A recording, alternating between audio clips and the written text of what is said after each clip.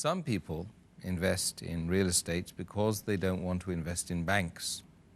But they claim that the zakat on such wealth has to be paid only on its rent and not on its original value. What is your observation on this issue? As far as the view of the majority of the scholars is concerned, what they say, that if the land has been purchased for selling, so that you make a profit, then all the scholars unanimously agree that zakat should be paid on it. As we discussed in the last answer, that the moment 1 year is completed, the land that you purchase, zakat has to be paid on it.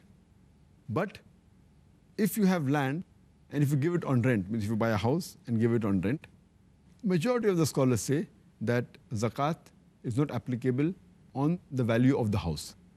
Zakat is only applicable on the rent you receive. The moment you receive the rent, and if it stays with you for a period of 1 year, and if it's above the Nisaab level, then you have to pay zakat on the rent, not on the value of the house, the flat or the land. But nowadays, most of the people that purchase land for investment, they give it on rent. So here we are in a dilemma that people who purchase land, mainly the purpose of investment, but if they think that they'll buy the land, they sell after 4 or 5 years when the price rises. So but natural, they don't want to keep it vacant, so they give it on rent to a person who requires to stay in that flat. Now what will happen? Should we pay zakat or not? So here there's a difference of opinion. Here scholars differ.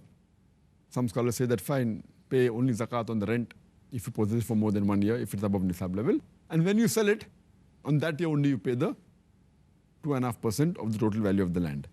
But there are some scholars who are very strict and who disagree with this view. And they say that if you buy a land, even if you give it on rent, the cost of the land, the market value of that land or of that flat should be paid every Hijri year. Scholars like Ibn Aqil, they say this.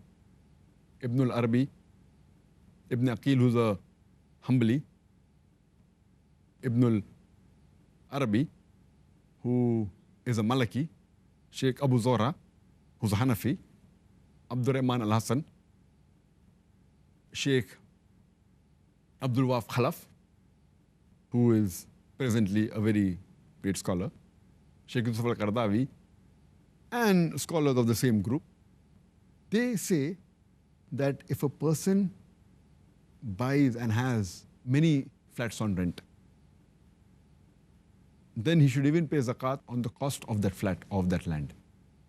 But for example, if a person is a poor person and doesn't have any income, doesn't have any business, and he has only one house which he's living and a second house which he gives on rent, so unanimously people agree that the rent he acquires, if it's saving is more than the Nisaab level. But there are many rich people who are landlords and who possess many houses, many flats which they give on rent. They own large properties. And if we agree with the view of the majority of the scholars that zakat should be only paid on the rent, suppose a person has 100 flats costing hundreds of thousands of dollars, and the rent that he gets, he utilizes what is required for his personal expenses, and before 1 year is over, after he gets the rent, he buys another few flats.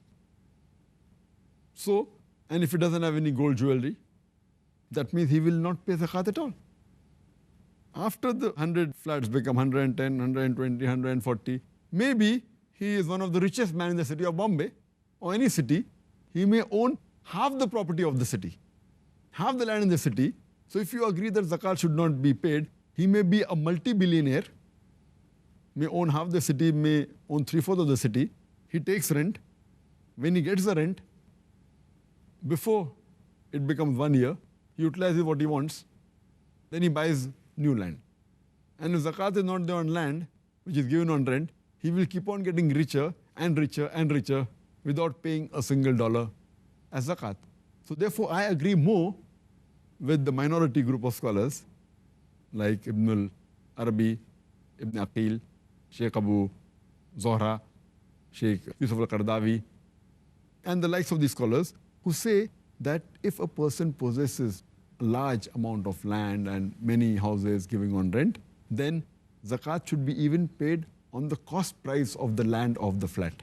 Whatever is the present value of that land or of that house, he has to pay 2.5% zakat every Hijri year. I agree more with these type of scholars. And anyway, even if it's not required, a person pays extra, Allah won't question you. Surely you will get sawab for that. Even if you give a sadaqah, you will get sawab. So always agree, when in doubt, leave it out and go on the side which will give more sawab. Because minimum is 2.5% zakat. If you pay more, Allah will yet be happy.